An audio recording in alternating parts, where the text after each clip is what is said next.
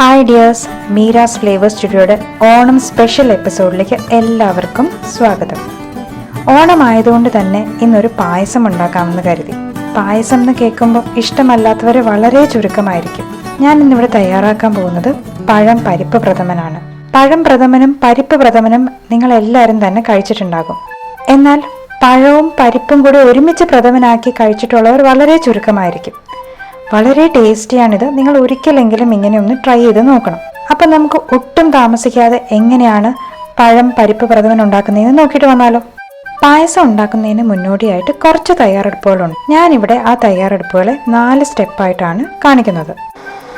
അതിൽ ആദ്യത്തെ സ്റ്റെപ്പ് നന്നായിട്ട് പഴുത്ത 2 നേന്ത്രപ്പഴം വേവിച്ചെടുക്കുക എന്നുള്ളതാണ്. ഇതുപോലെ നന്നായിട്ട് പഴുത്ത 2 നേന്ത്രപ്പഴം നടുവേ ഒന്ന് കീറിയ ശേഷം ആവിയിൽ 5 മിനിറ്റ് വരെ വേവിച്ചെടുക്കാം.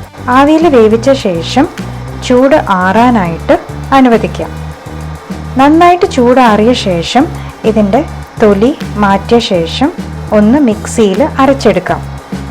നിങ്ങൾക്ക് പായസത്തിൽ പഴം കടിക്കുന്നത് ഇഷ്ടമാണെങ്കിൽ നന്നായിട്ട് പേസ്റ്റായിട്ട് അരയ്ക്കണം എന്നില്ല. ഞാനിവിടെ കുറച്ച് പേസ്റ്റായിട്ടും കുറച്ച് കടിക്കാൻ പാകത്തിനുമാണ് അരച്ചേക്കുന്നത്. ഇനി രണ്ടാമത്തെ സ്റ്റെപ്പ് പരിപ്പ് വേവിച്ചെടുക്കുക എന്നുള്ളതാണ്. അതിനായിട്ട് ഒരു കുക്കർ അടുപ്പത്ത് വെച്ചിട്ട് അതിലേക്ക് 1 ടീസ്പൂൺ നെയ്യ് ചേർക്കാം. നെയ്യ് ഒന്ന് ചൂടാവുമ്പോൾ ഇതിലേക്ക് 1/4 കപ്പ് ചെറുപയറിൻ്റെ പരിപ്പ് നന്നായിട്ട് കഴുകി വാരി വെച്ചേക്കണത് ചേർക്കാം. നെയ്യിൽ ഒരു 2 മിനിറ്റ് ഈ പരിപ്പൊന്ന് റോസ്റ്റ് ചെയ്യണം.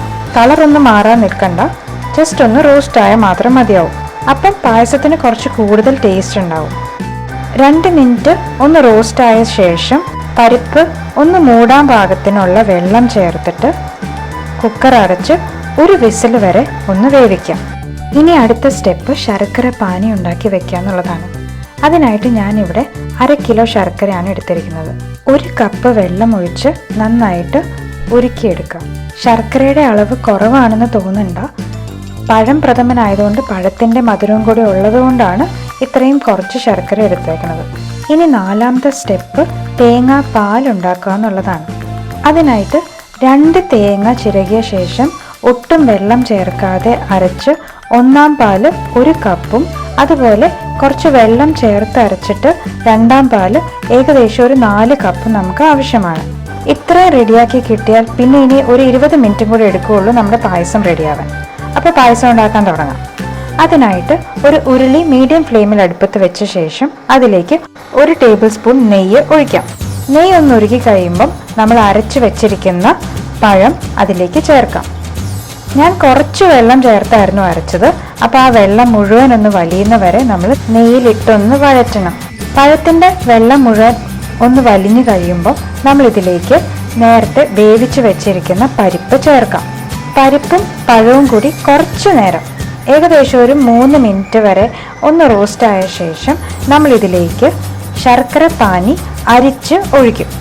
ഇങ്ങനെ അരിക്കുന്നത് ശർക്കരയിൽ എന്തെങ്കിലും മണ്ണോ കരടോ എന്തെങ്കിലും ഉണ്ടെങ്കിൽ അത് നീക്കം ചെയ്യുന്നതിന് വേണ്ടിയാണ്. ഇനി ഈ ശർക്കര പാനിയിൽ കുറച്ച് നേരം പഴവും പരിപ്പും കൂടി വേവണം. നന്നായിട്ട് വെന്ത് ഇതുപോലത്തെ തിളകൾ വരുമ്പോൾ ഇതിലേക്ക് 1 ടേബിൾ സ്പൂൺ നെയ്യ് ചേർക്കണം. അപ്പോഴാണ് പായസത്തിന് കുറച്ച് കൂടുതൽ ടേസ്റ്റ് കിട്ടുക. നെയ്യ് ചേർത്ത് നന്നായിട്ട് ഇളക്കി യോജിപ്പിച്ച് ഇതുപോലെ കുറുകി വന്ന ശേഷം ഇതിലേക്ക് 2ാം പാല് ചേർക്കാം. ഏകദേശം 3.5 മുതൽ 4 ഗ്ലാസ് വരെ 2ാം പാലാണ് ഞാനിവിടെ ചേർക്കുന്നത്. നിങ്ങൾ ടിൻഡ് കോക്കനട്ട് മിൽക്കാണ് യൂസ് ചെയ്യുന്നതെങ്കിൽ നിങ്ങൾക്ക് 1.5 ടിൻ മതിയാവും. അതിൽ ഒരു 1/2 ടിൻ നിങ്ങൾ 1ാം പാലിനായിട്ട് യൂസ് ചെയ്യുക. വെള്ളം ചേർക്കാതെ നേരിട്ട് യൂസ് ചെയ്യുക. 2ാം പാലിനായിട്ട് ബാക്കിയുള്ള ഒരു ഫുൾ ടിന്നിൽ അത്യാവശ്യം വെള്ളം ചേർത്ത് ഒരു 4 ഗ്ലാസ് ആക്കുക. എന്നിട്ട് ഉപയോഗിച്ചാൽ മതിയാവും. ഇടയ്ക്കിടയ്ക്ക് ഇങ്ങനെ നന്നായിട്ട് ഇളക്കിക്കൊണ്ടിരിക്കണം. അതിനുശേഷം 1 കപ്പ് അളവിൽ കുറഞ്ഞു കഴിയുമ്പോൾ നമ്മൾ ഇതിലേക്ക് 1ാം പാല് ചേർത്ത ശേഷം ഫ്ലെയിം ഓഫ് ചെയ്യണം. പായസം നമ്മൾ 1ാം പാല് ചേർത്ത ശേഷം തിളപ്പിക്കാൻ പാടില്ല. അതിനുശേഷം നമ്മൾ ഇതിലേക്ക് 1 ടീസ്പൂൺ ഏലക്കാപ്പൊടി, പിന്നെ ഒരു 1/4 ടീസ്പൂൺ ജീരകത്തിൻ്റെ പൊടിയും പിന്നെ ഒരു 1/4 ടീസ്പൂൺ ചുക്കിൻ്റെ പൊടിയും കൂടി ചേർത്ത് നന്നായിട്ട് ഇളക്കി യോജിപ്പിക്കുക. ഇനി മധുരം ബാലൻസ് ചെയ്യാനായിട്ട് ഒരു നുള്ള് ഉപ്പ് ചേർക്കുക.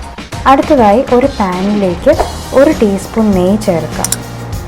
നെയ്യ് ഒന്ന് ചൂടാകുമ്പോൾ ഇതിലേക്ക് കുറച്ച് തേങ്ങാക്കൊത്തുകളും അതുപോലെ കുറച്ച് കാഷ്യൂനട്ടും കിസ്മിസും ചേർത്ത് നെയ്യിൽ വഴറ്റിയെടുക്കാം.